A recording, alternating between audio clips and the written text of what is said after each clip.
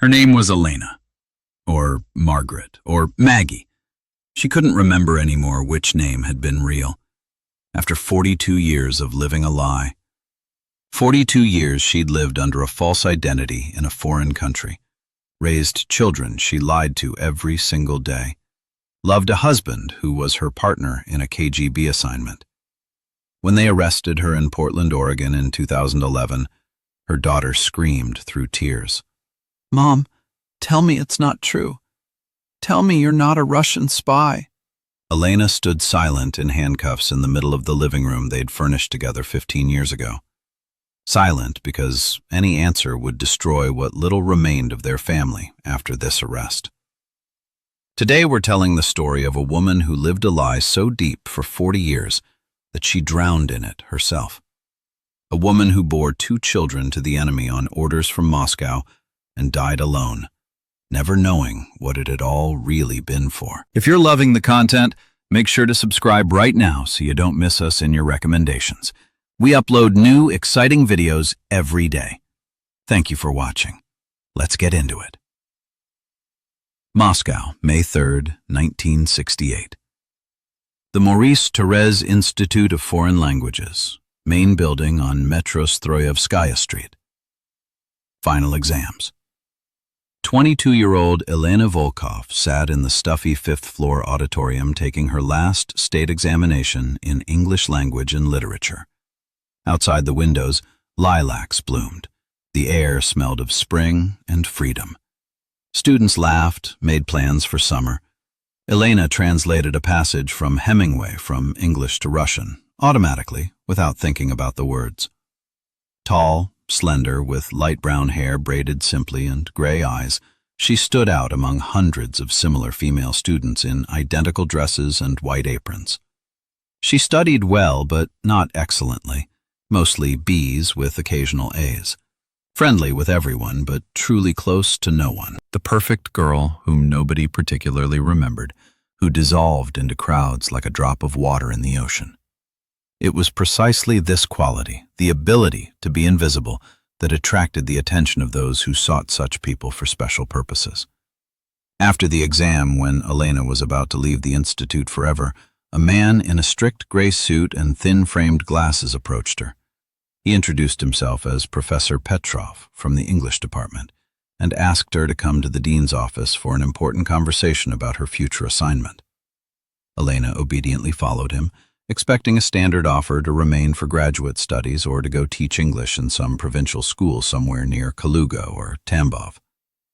But in the dean's office, a completely different person awaited, and the conversation was about something entirely different. Colonel Viktor Orlov, 52 years old, with Order of the Patriotic War medals on his uniform jacket and a cold, assessing gaze from gray eyes. A man who could see through people with one glance.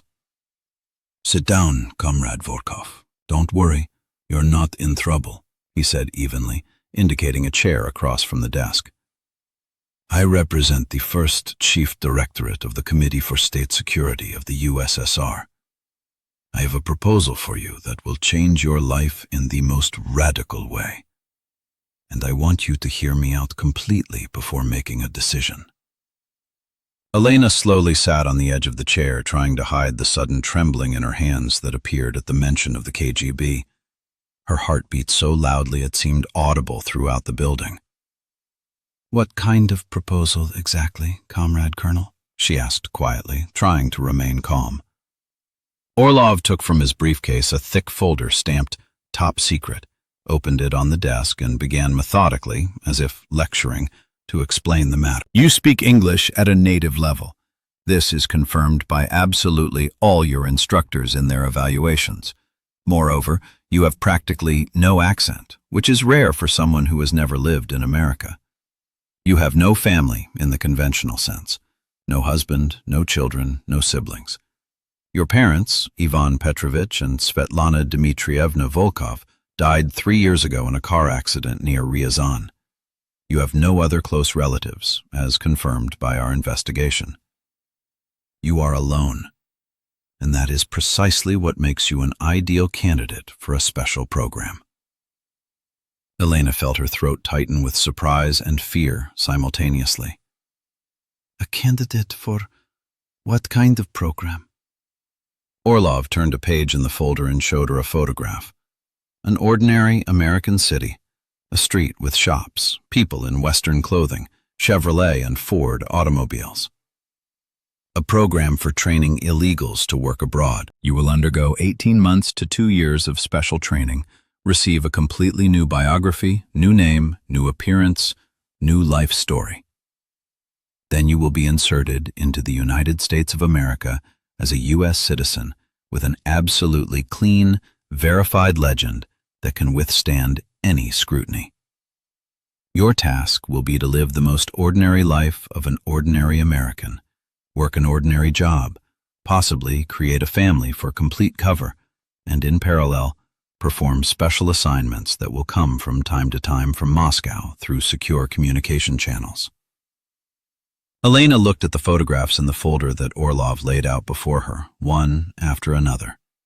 Other agents already successfully working abroad undercover, their beautiful houses with yards, families around holiday tables, ordinary Western life that Soviet people knew only from banned magazines and rare films. And if I refuse this proposal? She asked, understanding the question sounded naive. Orlov closed the folder with a precise movement and looked directly into her eyes without a trace of a smile. Then you remain an ordinary translator of technical documentation or a foreign language teacher. You'll receive a standard assignment to some backwater provincial town and live a quite predictable but sufficiently boring life in a communal apartment on a teacher's meager salary. We, however, are offering you something completely different. Service to the motherland at the highest level, worthy material provision for your life, and the opportunity to see a world that most Soviet citizens can only dream about in their fantasies. Elena thought for several long minutes, weighing every word of the colonel's and all possible consequences of her decision. I need time to think about all this seriously, she finally said. Orlov nodded understandingly, as if expecting exactly this answer. Reasonable. You have exactly 48 hours to consider. The day after tomorrow at 10 a.m., I expect your final answer, here, in this office. But remember one important thing, Comrade Volkov. If you agree to this proposal, there will never be any way back. You will become a different person, forever. Elena left the dean's office in a state of deep shock, mechanically descended the stairs, went out to the street where the May sun shone and lilacs bloomed, returned to the dormitory on Strominka, locked herself in her small 8-square-meter room, and didn't sleep a single minute all night, contemplating the incredible proposal that had turned her life upside down in 1 hour. 2 days later, at exactly 10 a.m., Elena came to Colonel Orlov and said firmly, without her voice wavering, I agree to your proposal. The colonel smiled for the first time during their brief acquaintance, and this smile was almost kind. Excellent decision, Comrade Volkov.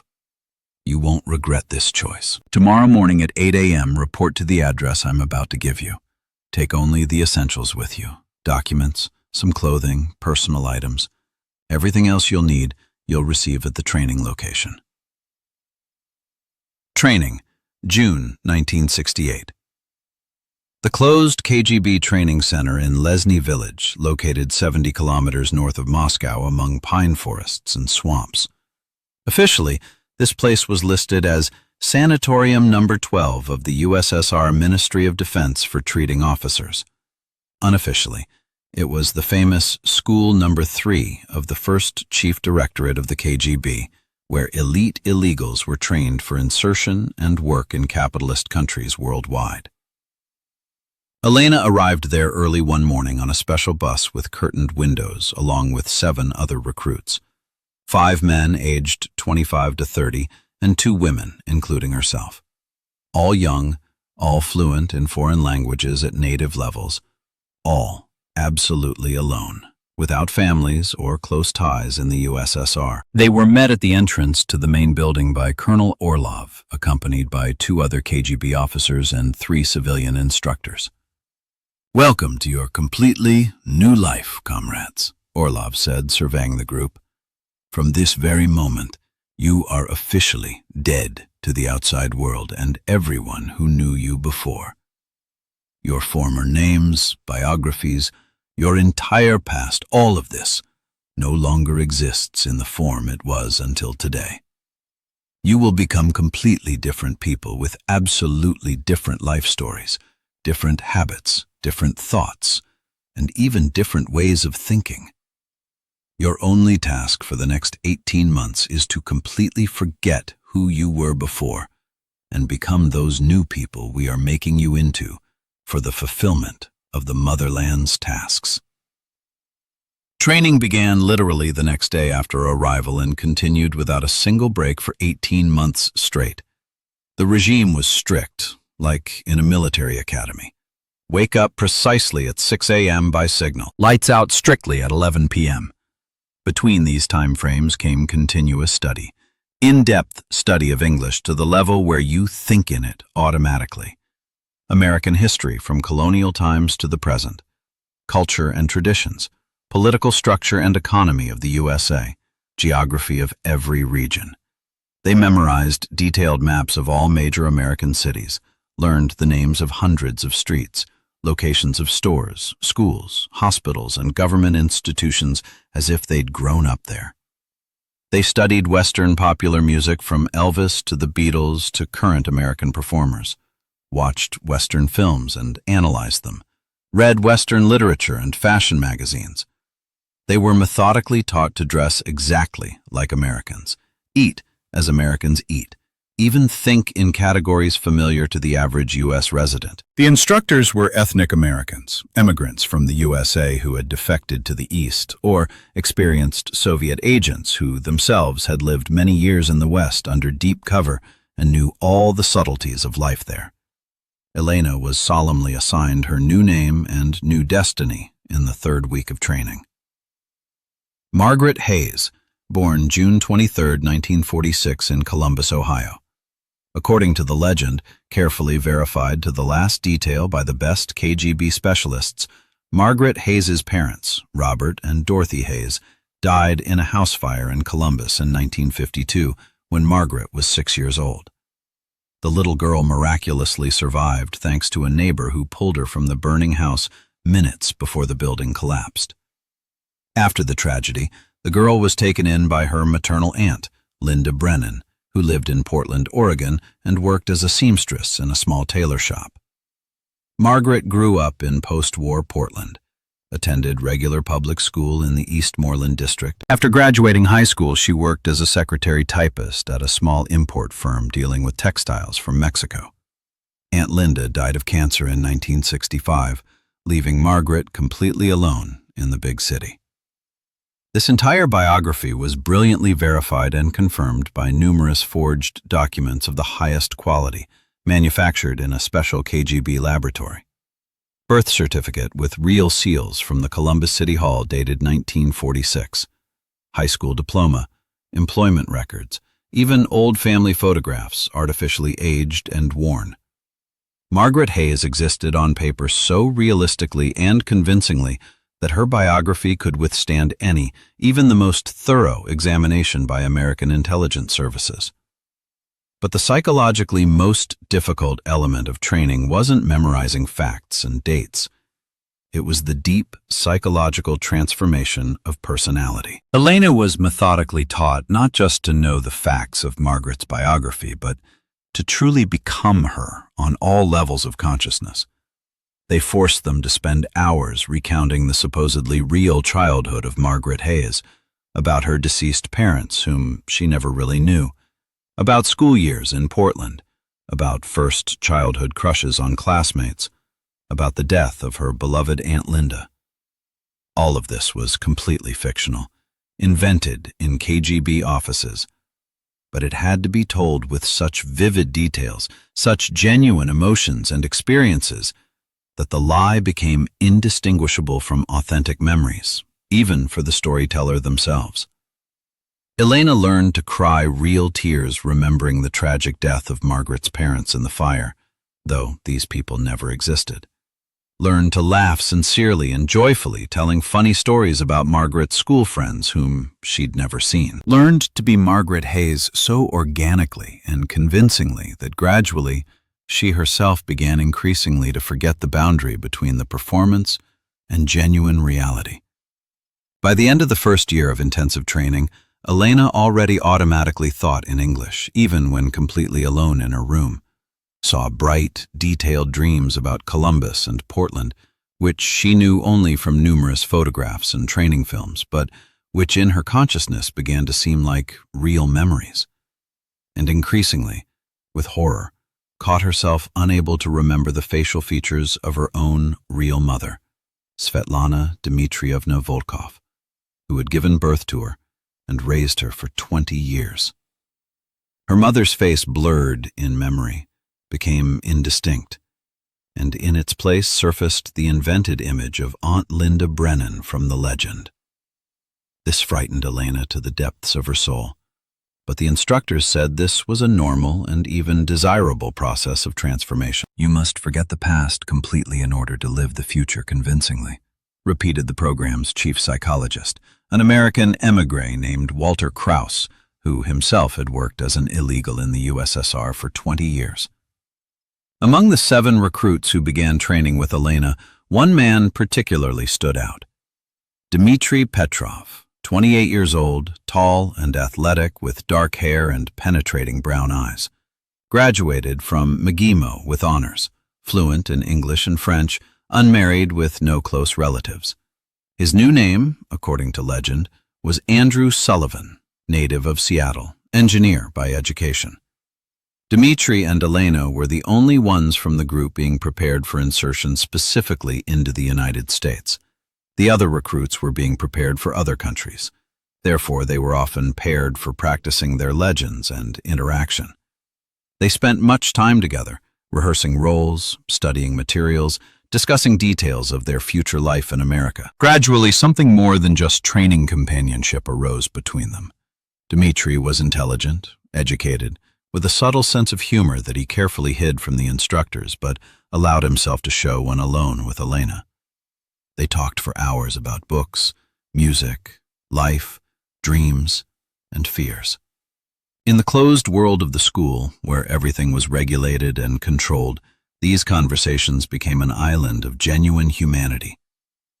One late autumn evening, when they were sitting in the training center's library preparing for another exam, Dmitry unexpectedly asked quietly, "Elena, don't you regret agreeing to all this? Choosing this life?" She pondered, setting aside her textbook. "I don't know exactly. Sometimes I regret it, especially when I realize I'm forgetting who I really was. And sometimes I think this is the only chance to live a life that means something, rather than just existing in grayness." Dmitry nodded understandingly.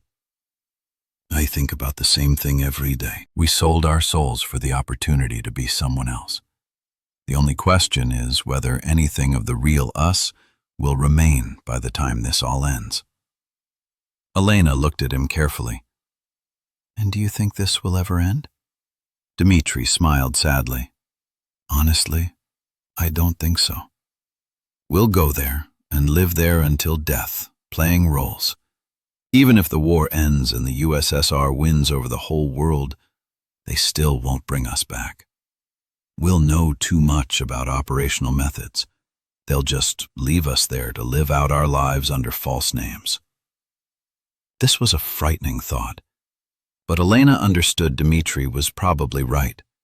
Illegals rarely returned home. They became ghosts, living between two worlds and truly belonging to neither. December 1969. Final exams. 18 months of training came to an end, and the time for final exams arrived. Each recruit had to pass a series of rigorous tests that would determine whether they were ready for real work abroad. The first exam was theoretical. A detailed oral account of their legend with answers to tricky questions from a commission of 5 KGB officers.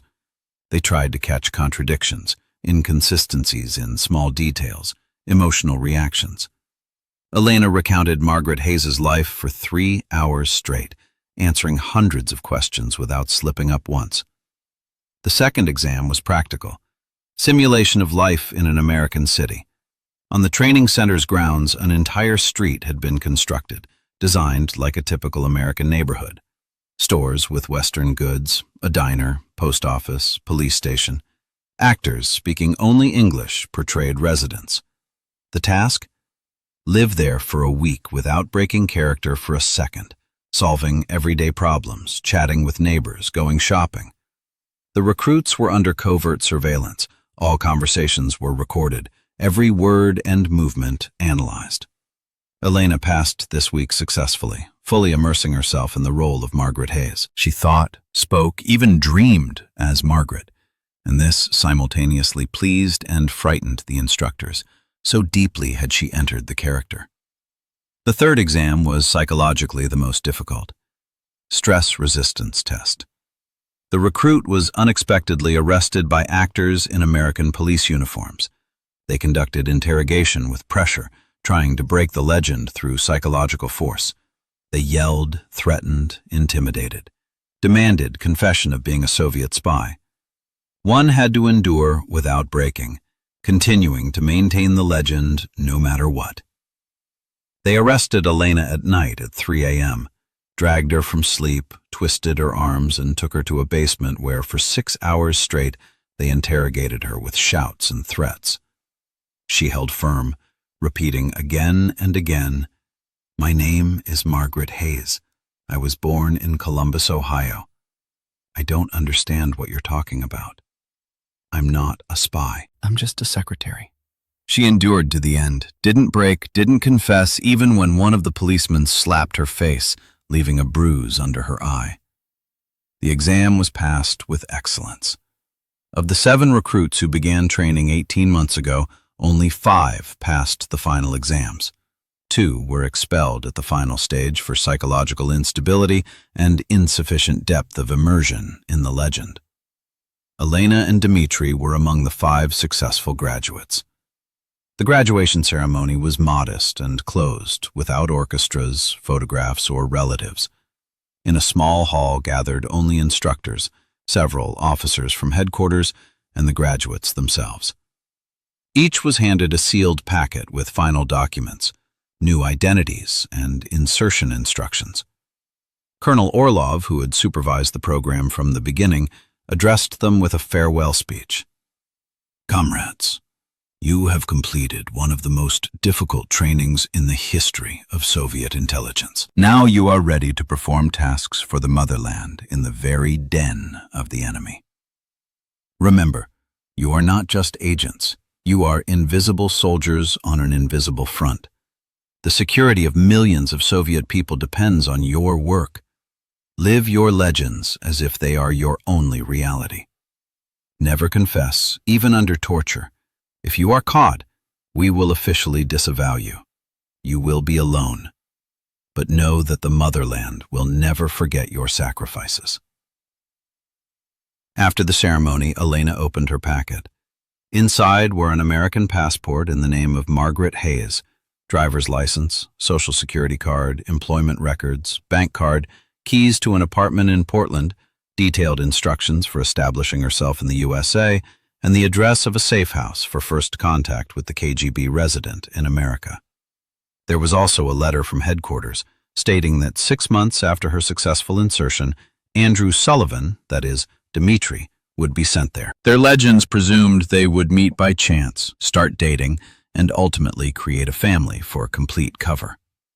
This wasn't a suggestion, but an order disguised as a recommendation. That evening, on the last day before departure to the USA, Dmitri found Elena in the training center's garden, where she sat on a bench looking at the starry sky. He sat beside her silently, then said quietly, "You know they've ordered us to marry there?" Elena nodded. "I know. Read the instructions." And how do you feel about it? She turned to him, looked into his eyes. Honestly, I no longer know what I truly feel and what I've been ordered to feel. We'll play the role of a couple in love creating a family. But where's the boundary between performance and reality when you're playing a role 24 hours a day for many years? Dmitri took her hand carefully.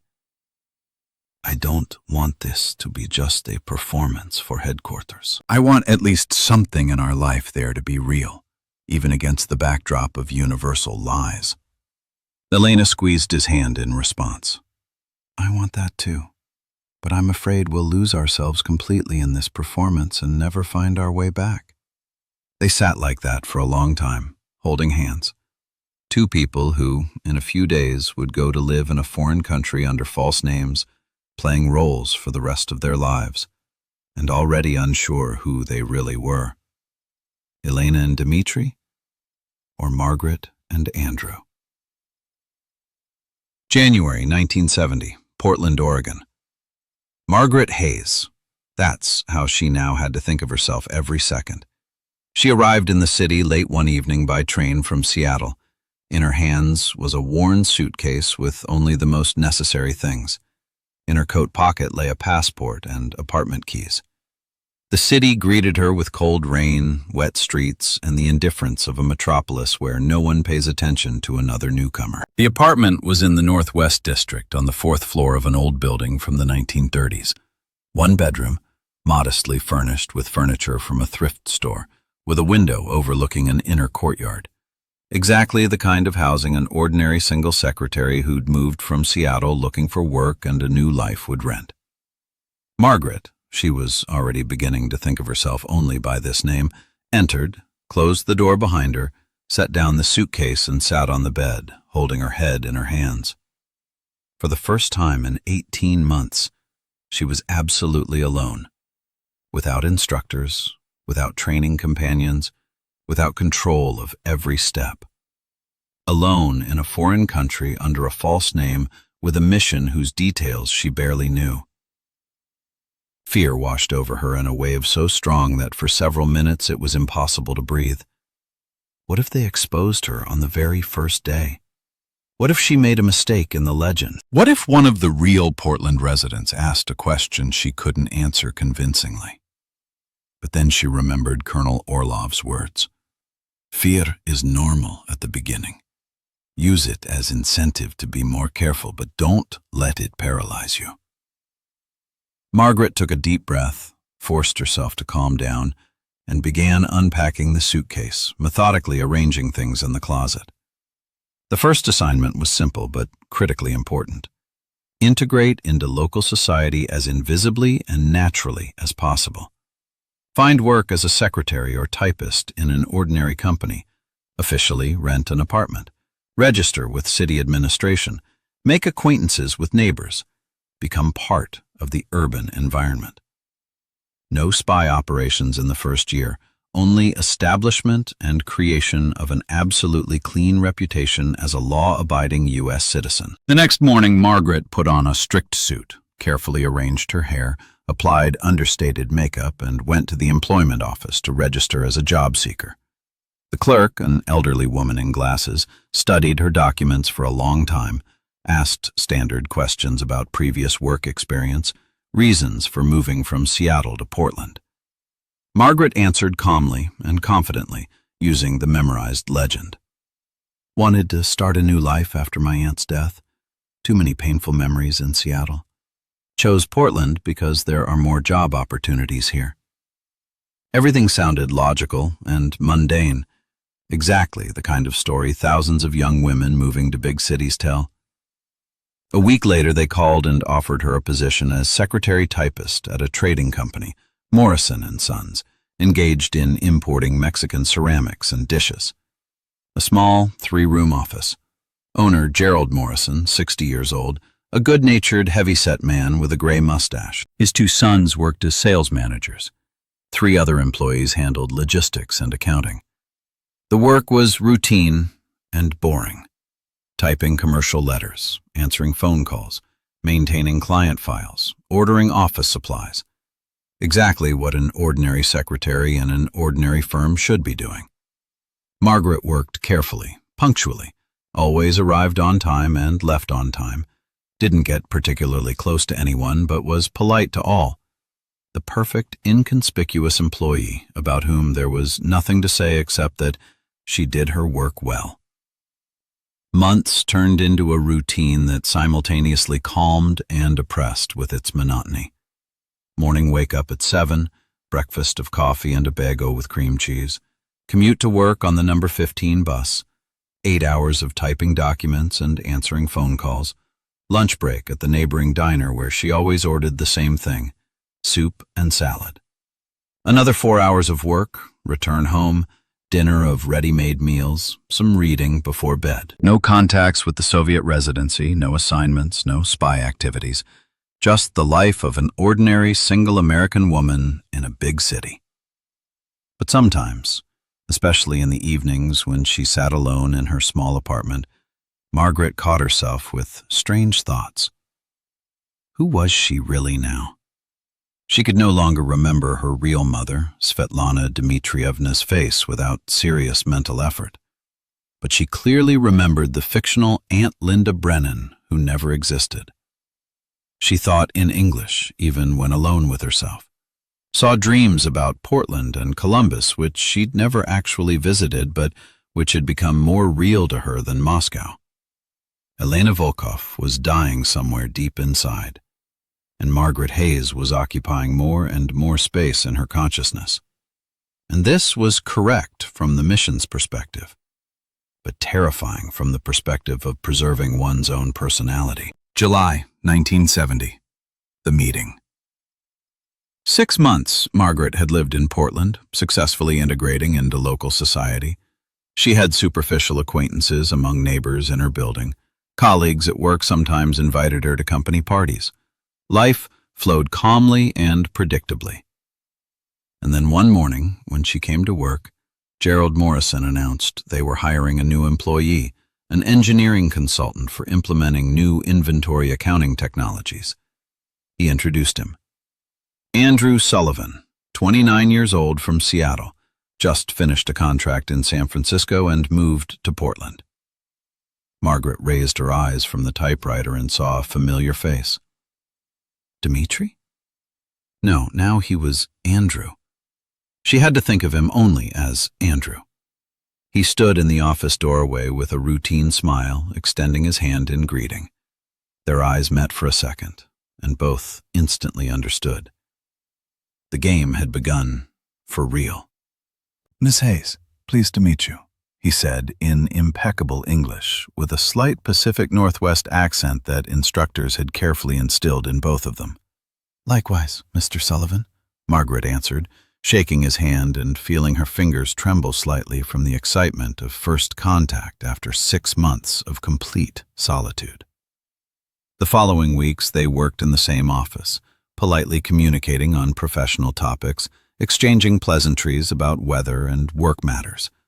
Nothing personal, nothing suspicious. But gradually, very slowly and naturally, they began to draw closer, exactly as prescribed by the legend.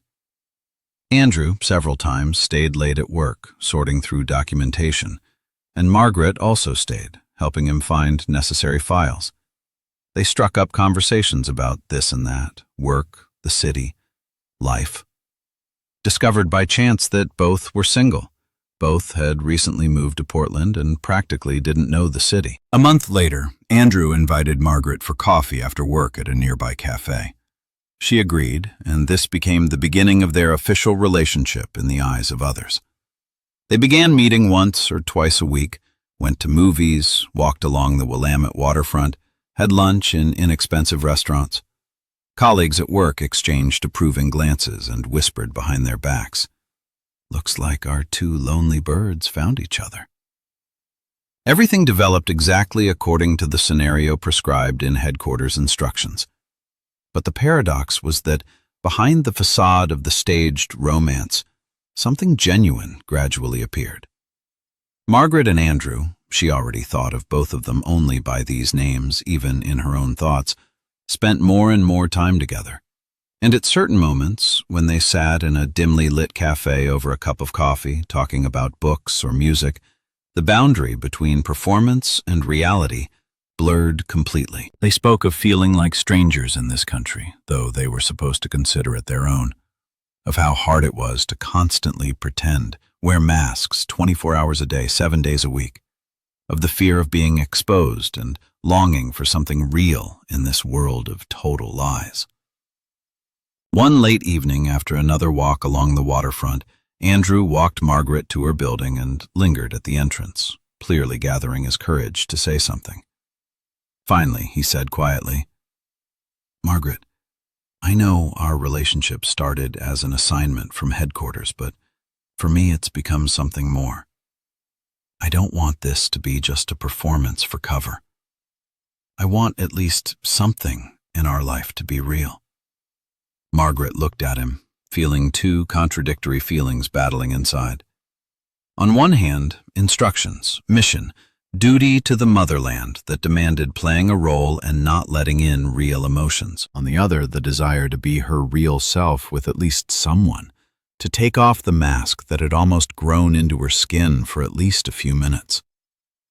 "Andrew," she said quietly, using his legend name because pronouncing the real one aloud even here was dangerous.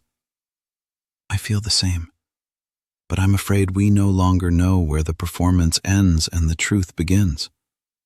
We've become those we're pretending to be. Margaret and Andrew, that's already us, and Elena and Dmitri died somewhere in that school near Moscow." Andrew took her hand carefully, as if afraid she'd disappear if he squeezed too hard. "Then let's at least try to be the real Margaret and Andrew, not just play their roles. Let's build a life that will be ours, even if on a foundation of lies." Margaret slowly nodded, feeling something inside finally breaking or, conversely, connecting into a new wholeness. "Okay, let's try." December 1970. The proposal. Andrew Sullivan officially proposed to Margaret Hayes at a restaurant overlooking the Willamette River, giving her a modest engagement ring with a small diamond. Colleagues at work threw an impromptu party in the office. Gerald Morrison personally opened a bottle of champagne and made a toast to the young couple. Everything looked absolutely natural and properly American. A modest engagement of two lonely middle-aged people who found each other in the big city. The wedding took place in March 1971 at the small Church of the Ascension in the Pearl District. About 20 people attended, colleagues from work, several neighbors, acquaintances from the local classical music appreciation club where Margaret had enrolled to expand social contacts. No relatives, of course, both legends presumed complete orphanhood. The ceremony was simple and touching. The minister spoke standard words about love and fidelity. Andrew and Margaret exchanged rings, kissed under approving applause from guests. And at this moment, standing at the altar in a white dress, Margaret suddenly caught herself thinking, she was genuinely happy. This wasn't a performance at this specific moment.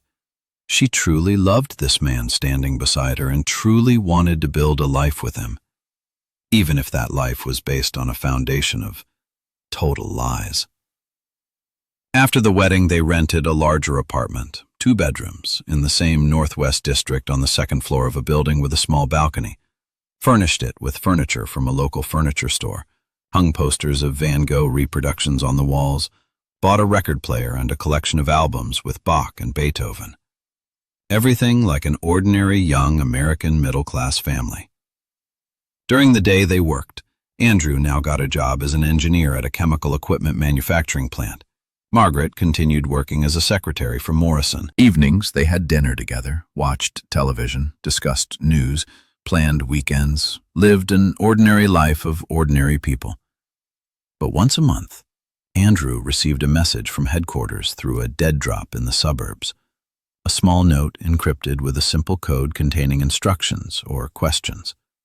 The assignments were still simple. Gather information about moods at the plant, about new technologies being implemented in production, about the company's foreign contacts. Nothing critically secret, but useful background information that headquarters collected bit by bit from hundreds of such sources. Andrew carefully fulfilled assignments, transmitted information through the same covert communication channels, received rare words of approval, and new instructions. March 1973. The pregnancy. Margaret discovered she was pregnant. The test showed 2 lines. The doctor confirmed 8 weeks. She sat in the gynecologist's office holding the conclusion, not knowing what to feel. Joy, fear, guilt, everything mixed into one tight knot somewhere in her chest that made it hard to breathe. That evening, she told Andrew. He was sitting on the couch with the newspaper. When he heard the news, he froze, paled, then slowly set the newspaper aside, was silent for a long time, staring at one point, finally asked quietly, "Do you want to keep the baby?" Margaret sat beside him, took his hand. "I don't know. On one hand, it's part of our legend.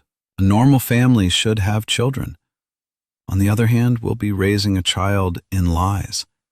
He or she will think we're their real parents, Americans, Hayes and Sullivan, and we'll lie to them every day about who we really are." Andrew squeezed her hand tighter. His voice trembled with tension. "Margaret, if we have this child, we'll tie them to our lie forever. They'll grow up American, will love this country, consider it their homeland, and we'll know that in reality, they're the son or daughter of Soviet agents. What if we're exposed? What will happen to the child?" Margaret closed her eyes, feeling tears burn her eyelids. "But if we don't have them, we're finally admitting we have no real life, that we're just puppets playing roles. I want something real, Andrew. I want a child, even if it complicates everything 100 times." Andrew hugged her, pressed her to himself, and they sat like that for a long time. 2 people who had to decide whether they had the right to bring a child into the world when their entire life was built on deception. A week later, Andrew received a message from headquarters, short, encrypted, but extremely clear in meaning. "Pregnancy approved. Presence of children strengthens legend. Continue work." When he read this to Margaret, she felt simultaneously relief and revulsion. Headquarters had approved their child as if it were an operation, not a human life. But there was no choice. They'd long ago lost the right to choose. October 1973. The birth. At St. Vincent Hospital in Portland, a baby girl was born. 7 pounds, 2 ounces, 20 inches, healthy, with dark hair and gray eyes. Margaret held her in her arms and cried from happiness, exhaustion, and the unbearable weight of the secret she could never tell this tiny being. They named the girl Claire, after Andrew's supposedly deceased grandmother. Another lie woven into the legend. Claire Sullivan, born October 23, 1973 in Portland, Oregon, U.S. citizen. Her birth certificate was absolutely genuine, without a single forgery. She was a real American by all documents. Only her parents knew the terrible truth. Her mother and father were Soviet agents living under false names. The first years of motherhood were simultaneously happy and agonizing for Margaret. She loved Claire with all her heart, every cell of her being, woke at night from her every whimper, rocked her in her arms for hours when she cried, rejoiced at every smile, every new sound. This was true, pure love without admixtures or calculation. But parallel to this love lived constant guilt and fear. Guilt for having condemned her daughter to life in a family built on total lies. Fear of what would happen to Claire if they were ever exposed. Andrew also loved his daughter madly, but this love tore him apart inside. One night when Claire was about a year old, Margaret woke and didn't find her husband beside her. She found him in the kitchen, sitting in darkness with a glass of whiskey in his hands. Tears flowed down his face quietly, almost soundlessly. What happened? She asked, sitting beside him. Andrew looked at her with red eyes. I was watching her sleep and suddenly thought, she'll never know the truth. She'll grow up thinking she's American, will love this country, be proud of it, and we'll know we betrayed her from birth, condemned her to a life of lies. Margaret hugged him, feeling her own tears roll down her cheeks. We didn't betray her. We gave her life, love, care. Isn't that more important than the truth about where we're really from? Andrew shook his head. I don't know anymore what's more important. I've lost the ability to distinguish truth from lies, important from secondary. We've been playing roles so long that we've become these roles. Dimitri and Elena are dead, and Andrew and Margaret are living their lives. Margaret didn't know what to answer because he was absolutely right. They really had become those they pretended to be, and it was irreversible. 1976. A second child. Claire was 3 years old. She already spoke in sentences, ran around the apartment, laughed, played with toys. An ordinary, happy American girl from an ordinary middle-class family. Margaret enrolled her in preschool at the local church, where she quickly made friends. Other children's parents considered the Sullivan family exemplary. Quiet, well-mannered, decent people. Paid taxes on time, went to church on Sundays, participated in neighborhood life. It would never occur to anyone that this ideal family was actually a Soviet intelligence cell in deep cover. That same year, Margaret became pregnant again. The second child wasn't planned by her or by headquarters, but when she reported this to the residency through Andrew, she received a short response. Approved. 2 children. Optimal configuration for a cover family. In May 1977, a boy was born. They named him Ryan, after Andrew's supposedly war-deceased grandfather. Another lie woven into the family legend. Ryan Sullivan, born American, U.S. citizen, son of Soviet agents, which he would never learn. With 2 children, life became even more intense and complex. Margaret quit work to stay home with the baby while Claire went to preschool. Andrew worked as an engineer at the plant, regularly received raises and bonuses, slowly climbed the career ladder. Outwardly, they were the ideal American family. Hard-working father, caring mother, 2 healthy children, house in a decent neighborhood. Neighbors envied their prosperity. Colleagues held up his family as an example. But inside this prosperous facade lived constant lies that corroded both parents' souls, slowly but relentlessly. Every time little Claire asked about grandmothers and grandfathers, Margaret recounted memorized stories about fictional relatives who never existed. Every time Ryan got sick and cried at night, Andrew rocked him in his arms and thought about how this child would never know the truth about his origins. Guilt ate at them from within, but they couldn't stop, because stopping would mean the collapse of the entire operation, arrest, prison, destruction of the family. 1981. Growing up in lies. Claire was 8 years old. Ryan was 4. They were growing up as ordinary American children, went to school and preschool, spoke only English, watched American television, listened to American music. For them, America was home, the only country they knew and loved. They didn't know their parents sometimes spoke Russian to each other at night, very quietly, so the children wouldn't hear. Didn't know their father received encrypted messages from Soviet intelligence once a month and transmitted information about West German industry. Didn't know their family was a deep cover operation designed for decades. One day, Claire came home from school and said the history teacher had talked about the Cold War, how the evil communists from the USSR wanted to conquer the whole world, and good America and its allies defended freedom and democracy.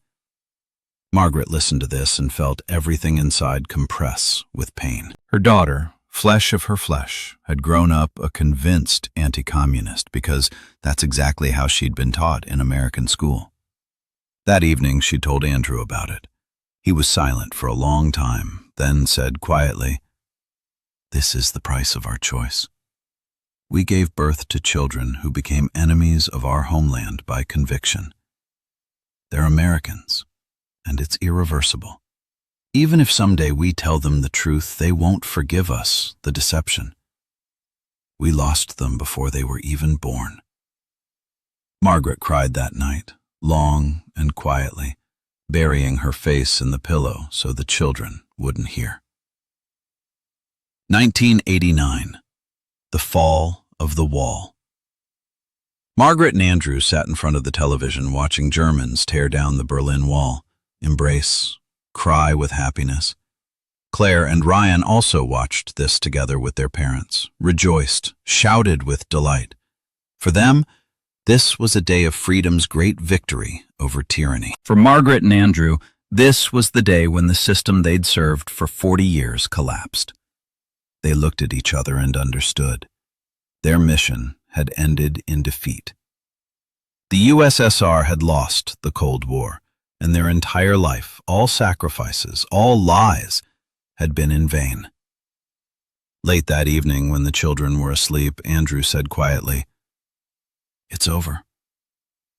Headquarters won't send any more assignments. They'll just forget us, leave us here to live out our lives under false names."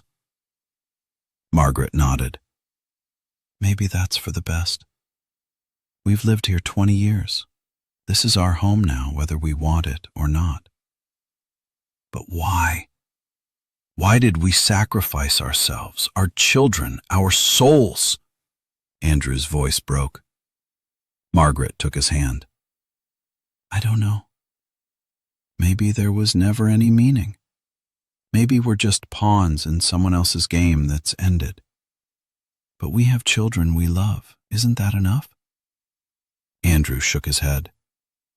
"I don't know anymore what's enough and what isn't. I lost all bearings 20 years ago." 1991. The end of the USSR. The dissolution of the Soviet Union. The red flag over the Kremlin lowered forever. The KGB disbanded. The Cold War officially ended with the West's complete victory. Margaret and Andrew watched these events on television along with millions of others worldwide, but their feelings were completely different from those around them. Their neighbors, colleagues, acquaintances rejoiced at communism's collapse and democracy's triumph. Margaret and Andrew's children also rejoiced because school explained to them that an era of tyranny had ended and an era of freedom had begun. Claire, now 18, was preparing to enter medical university and dreamed of becoming a surgeon. Ryan, 14, was into computers and wanted to become a programmer. Both were 100% Americans in spirit, upbringing, worldview. For them, Russia was a distant, hostile country that had finally admitted its defeat, and their parents sat in the kitchen late at night when the children were already asleep, held hands in silence, understanding that the country they'd served for 40 years had ceased to exist. Andrew was first to break the silence with a quiet, broken voice. "Everything we sacrificed ourselves for collapsed. The USSR is dead. Our mission was a failure from the very beginning. We just didn't know it." Margaret squeezed his hand tighter, feeling tears burn her eyes. "Maybe it doesn't matter anymore. We've lived here 21 years, raised children, built a life. Let it be based on lies, but it's ours. Isn't that enough?" Andrew looked at her with eyes red from tears. "But we'll never be able to tell the children the truth. They'll grow up thinking we're ordinary Americans, Hayes and Sullivan. They'll die not knowing their parents were Soviet agents who betrayed their own country for a mission." Margaret shook her head desperately. "We didn't betray. We served. We just served the losing side. That doesn't make us traitors, does it?" Andrew didn't answer because he himself didn't know the answer to this question. After the USSR's collapse, contacts with headquarters completely ceased. No messages, no assignments, no instructions. Margaret and Andrew were left to themselves, left to live out their lives under false names in a foreign country. For some time they lived in constant fear of being exposed, arrested, tried as spies. But nothing happened because the new Russia had no time for old KGB agents scattered somewhere in America. They were simply forgotten, like old, unnecessary tools are forgotten after work is done. Life continued its course, but now without the higher meaning of the mission. 2005. Andrew's death. Andrew was 66 years old, and his health began to deteriorate sharply. First came heart problems, then blood pressure issues. Then doctors discovered early-stage lung cancer. He'd smoked for 40 years. The nerves and stress of constant lies were taking their toll. Doctors spoke of several years of life with treatment, but Andrew refused aggressive chemotherapy. He said he was tired of fighting, wanted to live his remaining time peacefully. Margaret cared for him with patience and love accumulated over 35 years of life together. Real life, not just cover. They truly loved each other. This feeling had long ceased to be part of the legend and had become the only real thing in their world of total lies. One late autumn day, when Andrew lay in bed too weak to get up, he called Margaret, took her hand, and said quietly, "I want you to promise me something important." "Anything," Margaret answered, holding back tears. "When I die, don't tell the children the truth. Let them think I was Andrew Sullivan, an ordinary American engineer, a loving father and grandfather. Don't destroy their world just to free your conscience." Margaret closed her eyes. Tears flowed silently down her cheeks. "I promise. I'll be silent until my death." Andrew weakly squeezed her hand. "Thank you. You know what I regret most? Not the mission, not serving the KGB. I regret that you and I were never truly free. We played roles our whole lives, even when alone with each other." Margaret leaned down, kissed his forehead tenderly. "But we loved each other for real. That wasn't a performance. And that's the only thing that matters." Andrew smiled weakly in the end. "Yes, you're right. We loved each other. And we loved the children too, even though we gave birth to them on headquarters orders. The love was real. Everything else is just scenery." Andrew Sullivan died November 18th, 2005, surrounded by family. Claire and Ryan sat by his bed, held their father's hands, cried, said goodbye. Margaret stood by the window, looked at autumn Portland, and thought that the last person on earth who knew her real name had just died. Now she remained absolutely alone with a secret she had no one to tell. The funeral was modest. At the local Riverview Cemetery, about 50 people attended, relatives, friends, colleagues from work. The minister spoke of good family man Andrew Sullivan, who had lived a worthy life, raised wonderful children, and left behind bright memories. Margaret stood by the coffin and listened to these words, understanding all their bitter irony. Andrew Sullivan really was a good person, a loving father and husband. But he was also Dmitry Petrov, a Soviet agent who had deceived everyone around him for 40 years, including his own children. Which of these personalities was real? Or were both equally real and unreal simultaneously? 2006 to 2011, alone with the secret. After Andrew's death, Margaret remained alone in the apartment they'd rented for 35 years. The children offered her to move in with them, or at least to a nursing home where it wouldn't be so lonely, but she categorically refused. This apartment was the last place where she could be even slightly herself, not play the role of an exemplary American grandmother. Here, in the silence of empty rooms, she could think in Russian, remember her real name, sort through in her memory the little that remained of Elena Volkov. Days flowed slowly and monotonously, merging into an endless series of loneliness. In the morning she woke at 7 out of habit, though there was nowhere to hurry. She made herself breakfast of coffee and a bagel she bought at the same corner bakery she'd been going to for 40 years. The saleswoman, a young Turkish woman named Aisa, always smiled at her and called her Mrs. Sullivan, not suspecting this name was a lie lasting 4 decades. Once a week, Claire visited with her granddaughter Emma, now an 8-year-old girl, and they spent several hours together. Claire talked about work at the hospital, about her husband Klaus, about future plans. Emma showed drawings from school and talked about friends. Margaret listened, nodded, smiled, played the role of loving grandmother, but inside thought the same thing every time.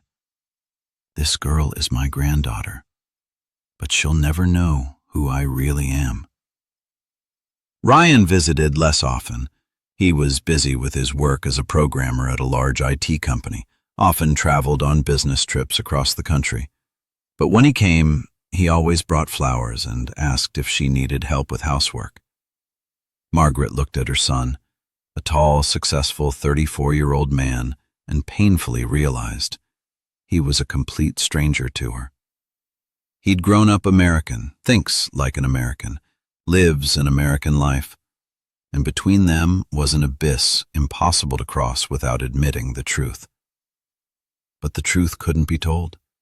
She'd made an oath to Andrew before his death. Sometimes at night when Margaret couldn't sleep from loneliness and heavy thoughts, she took from a hidden place in the closet an old photograph, the only photograph she'd preserved from her past life, risking the entire operation. A small black and white card, worn by time, capturing 3 people: young Elena Volkov in student uniform and her parents, Ivan Petrovich and Svetlana Dmitrievna. The photo taken in 1965, 2 years before their death in the car crash. Margaret held this photograph in her hands, peered into the faces of people she once loved, and tried to remember their voices, their smell, their touch. But memory treacherously faded with each year, replaced by memories of fictional Aunt Linda Brennan and Margaret Hayes' parents who never existed.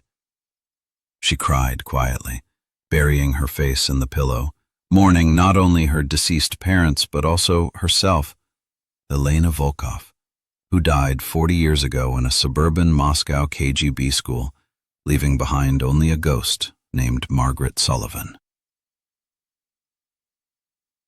2010. The nursing home. Margaret turned 71, and her health began to deteriorate sharply. Heart problems, arthritis in hands and knees, early-stage dementia diagnosed by a neurologist. The doctor told Claire her mother needed constant care. Living alone was becoming dangerous. Claire insisted on moving to a nursing home where there would be medical staff and company of other elderly people. Margaret resisted, but she no longer had strength to argue, and eventually agreed. The Sunset View nursing home was located in Portland's suburbs, surrounded by parks and gardens. A bright 3-story building with large windows, spacious rooms, and friendly staff. They gave Margaret a separate room on the 2nd floor with a view of the park. Claire and Ryan helped move things, furnished the room with furniture from the old apartment to make their mother more comfortable. They hung family photographs on the wall. Margaret and Andrew's wedding, children at different ages, granddaughter Emma. An ordinary memory wall of an ordinary American family. When the children left, Margaret sat on the bed in her new room and looked around. Everything was clean, neat, impersonal. This was her last refuge. Here she would live out the rest of her days among other lonely old people, each with their own story, their own secrets. But none of them had a secret like hers. 43 years of life under a false name.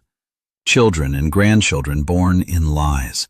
A mission that ended in failure. She took from her bag that same old photograph of her parents, hid it under a stack of linens in the closet where no one would find it. This was the last thread connecting her to the real Elena Volkov. July 2011. The Unraveling. Margaret sat in her room watching television when a news program showed a story about how American counterintelligence had arrested several people suspected of spying for Russia. Among them was a couple, a middle-aged man and woman who'd lived in America for 20 years under false names, created a family, raised children. They arrested them right at home, in front of teenage children who sobbed and screamed it was a mistake. Margaret watched the TV screen and saw herself and Andrew 40 years ago. It could have been them if they'd been less lucky, or if someone from headquarters had talked after the USSR's collapse. Cold sweat covered her back at the thought of how close they'd been to such an arrest all these years, how thin the line between successful operation and complete failure was. That same evening, there was a knock on the door. Margaret opened it and saw two men in strict suits with FBI credentials. "Mrs. Sullivan, we need to ask you a few questions. It won't take long." Margaret felt her legs give way from fear, but forced herself to remain calm. "Of course. Come in." They entered, sat in her small room, pulled out tablets, and began asking questions about her past, about her husband, Andrew, about his work at the chemical equipment plant, about trips they'd made abroad. Standard verification as part of investigating the arrested agent's case. Margaret answered calmly, using her legend polished by 40 years of practice. She was absolutely convincing. Documents were impeccable. Neighbors and acquaintances could confirm every word. An hour later, the agents thanked her for cooperation and left, saying it was just routine verification. When the door closed, Margaret collapsed on the bed. Her whole body shook with belated fear. They'd come. After 43 years, they'd finally come, but found nothing because the legend withstood even this test. But it was a warning. The past never lets go. It can knock on the door at any moment. 2013. Dementia and Discovery. Margaret was 74 years old, and dementia progressed relentlessly, erasing boundaries between past and present, between reality and memories. Doctors at the nursing home told Claire her mother had a year left, maybe 2. The disease was developing quickly and irreversibly. Claire visited more often, spent long hours with her mother, held her hand, read books aloud, showed family photographs, trying to keep the fading consciousness in the present. But Margaret increasingly confused present with past, called Claire by strange names, spoke of people and events the daughter didn't know. One day in September, when Claire sat beside her mother in her room, Margaret suddenly looked at her with clear eyes and asked quietly in Russian, "Katyenka, do you know who I really am?" Claire didn't understand the words. She didn't know Russian, but heard an unfamiliar accent and became alarmed. "Mom, what did you say? I didn't understand. What language are you speaking?" Margaret blinked as if coming out of a trance and spoke again in English. "Sorry, dear, I got a bit confused. Probably heard something on television." Claire nodded, attributing this to the progressing disease, but something inside her stirred anxiously. Her mother had spoken in an unfamiliar language that sounded like Russian or some Slavic language. Where did she get this? That evening at home, Claire told her husband Klaus about it. He shrugged. "Dementia does strange things with memory and language. Perhaps your mother once studied Russian in school and forgot about it, and now the disease is extracting old memories to the surface." Claire agreed this was logical, but the thought wouldn't leave her alone. Several days later, she came to the nursing home earlier than usual and found her mother sitting by the window looking at the park and quietly humming something to herself. Claire listened and understood this song was in an unfamiliar language, a sad melody with incomprehensible words. When her mother noticed her, she abruptly fell silent and smiled a guilty smile. "Claire, dear, I didn't hear you come in." "Mom, what was that song? I've never heard you sing it before." Margaret hesitated, choosing words. "It's an old lullaby my Aunt Linda sang to me when I was little. She knew many languages, worked as a translator before the war." Claire sat beside her mother, took her hand. Mom, am I imagining it, or do you sometimes speak Russian? In recent weeks, I've noticed it several times. Margaret felt her heart start beating faster from fear of exposure. Dementia was destroying those protective barriers she'd built for 43 years, and the real Elena Volkov was beginning to seep through cracks in Margaret Sullivan's image. I don't think so, dear. You probably misheard something. I never knew Russian, Margaret lied, but the lie came with difficulty. The words sounded unconvincing even to herself. Claire looked at her mother carefully, studying her as if seeing her for the first time. Mom, are you all right? You can tell me if something's wrong. Margaret shook her head, looking away. Everything's fine. I'm just tired and sometimes get confused. The disease, you know.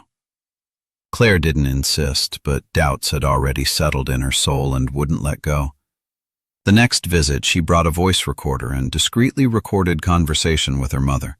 Then she asked an acquaintance who taught Russian at the university to listen to the recording. The acquaintance listened and confirmed. Yes, Russian words and expressions do slip through in the elderly woman's speech, and the pronunciation is very clean, uncharacteristic for someone who simply once studied the language in school. This is more like a native language or native speaker level. Claire returned home confused and began searching for information about her mother that she'd never verified before. Why verify one's own mother?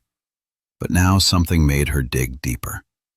She found her mother's old documents, birth certificate, high school diploma, employment records. Everything looked genuine, seals, signatures in place. But something nagged at her. Some internal intuition suggested something wasn't right here. Claire contacted the Columbus, Ohio archives and asked them to verify data on Margaret Hayes, born 1946. The answer came 2 weeks later. According to archival data, a girl named Margaret Hayes was indeed born June 23, 1946 in Columbus. Her parents, Robert and Dorothy Hayes, died in a house fire in 1952. But then the record breaks off. There's no data that the girl survived and was adopted by anyone. On the contrary, the documents have a note that she presumably died along with her parents. Body not found. Claire sat with this letter in her hands and felt the ground giving way beneath her feet. Her mother had been using the name of a dead girl. How was this possible? Who was she really then? The next day, Claire came to the nursing home with firm intention to find out the truth. She found her mother sitting in the common lounge, staring out the window with an absent gaze. Mom, I need to talk with you seriously, in private. They went to Margaret's room, closed the door. Claire sat across from her mother, laid the letter from the archive on the table. Mom, I checked your documents. The real Margaret Hayes died in Columbus in 1952. You're using a dead child's name. Who are you really? Margaret looked at her daughter, and in her eyes battled fear, relief, and infinite exhaustion from 43 years of lies. She could lie again, invent some story, explain the discrepancy as an archive error. But the strength to lie had run out. Dementia had destroyed the last barriers, and the desire to finally tell the truth proved stronger than the oath of silence. My name is Elena. Elena Ivanovna Volkov, she said quietly in Russian, then repeated in English. I was born in Moscow in 1942. The KGB recruited me in '68, trained me, gave me Margaret Hayes' legend, and sent me to America as a deep cover agent. I've lived here 43 years under a false name. Your father was also a KGB agent. His real name was Dmitry Petrov. We married on headquarters assignment to strengthen the legend. We gave birth to you and Ryan on intelligence orders to look like an ordinary American family. Claire listened and felt reality collapsing around her, turning into a nightmare. This isn't true. You're sick. You have dementia. You're confusing reality with fantasies. Margaret shook her head and stood with difficulty, went to the closet, pulled from under the linens an old, worn photograph, held it out to her daughter. These are my real parents, Ivan Petrovich and Svetlana Dmitrievna Volkov. They died in 1965 in a car accident near Ryazan. This is me, Elena Volkov, a student at the Foreign Languages Institute in Moscow. Look at me in this photograph and compare with me now. You see the resemblance. Claire took the photograph with trembling hands, peered into the face of the young girl, then looked at her aged mother.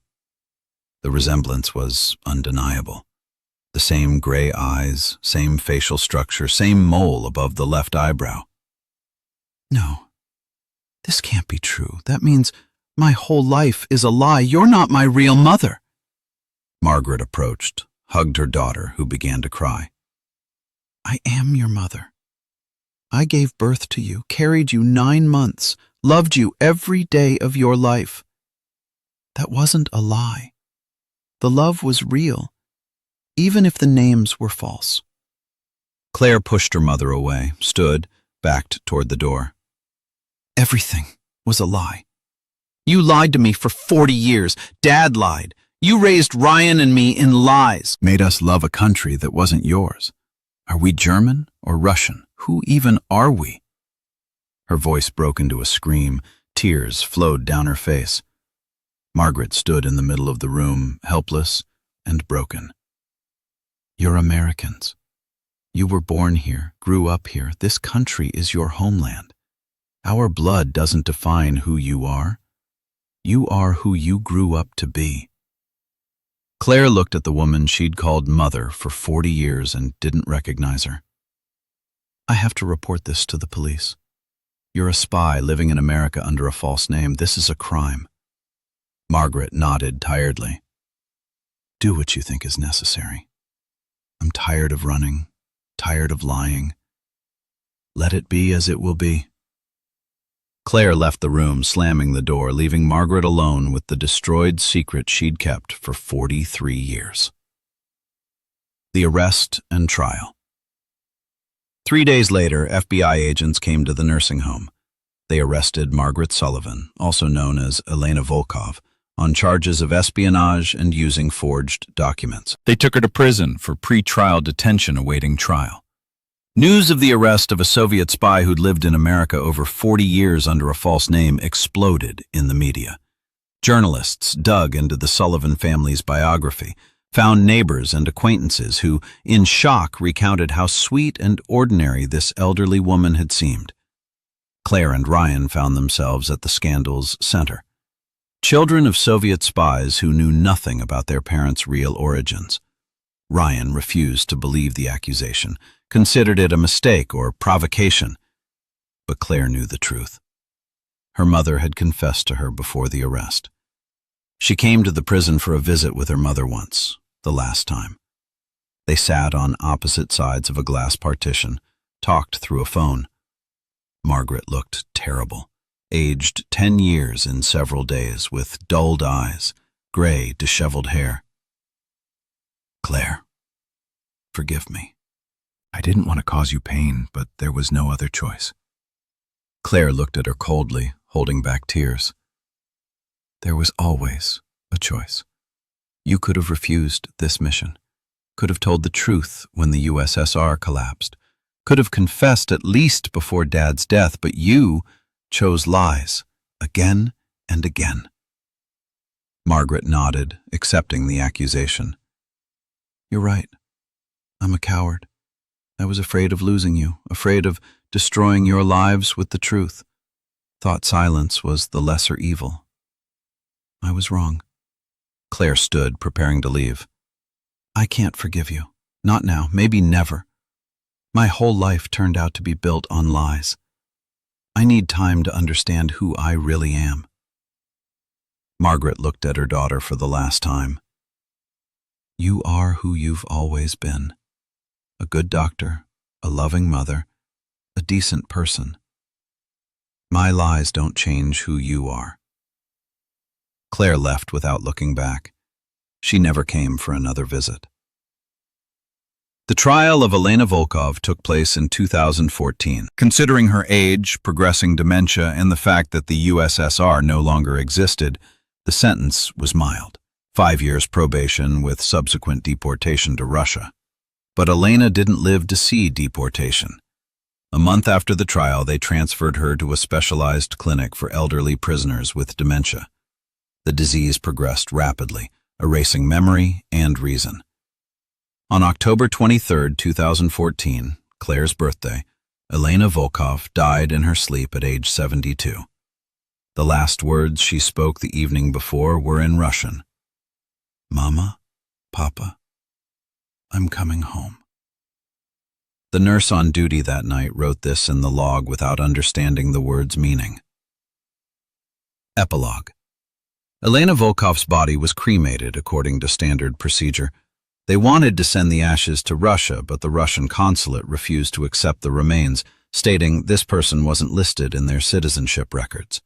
German authorities also didn't want to take responsibility for burying a Soviet spy. Eventually, they gave the urn with ashes to Claire as next of kin. Claire stood in the crematorium building with the urn in her hands and didn't know what to feel. These were the ashes of the woman who'd given birth to her, raised her, loved her for 40 years, but also the ashes of a stranger she'd never truly known. She scattered the ashes over the Willamette River at the spot where she and her mother often walked in her childhood. A year after Elena Volkov's death, Claire received a small package in the mail from Russia. No sender indicated. Inside was a letter in Russian with an attached translation into English.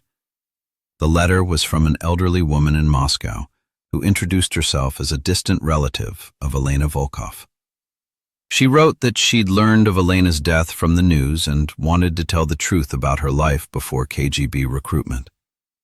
Elena had been an ordinary student, talented, kind, dreaming of becoming a translator and working in international organizations. Her parents loved her immensely, were proud of her academic success. Their death in the car crash broke Elena. She remained completely alone in the world, lost and desperate. That's when the KGB picked her up, offered her purpose in life, meaning of existence.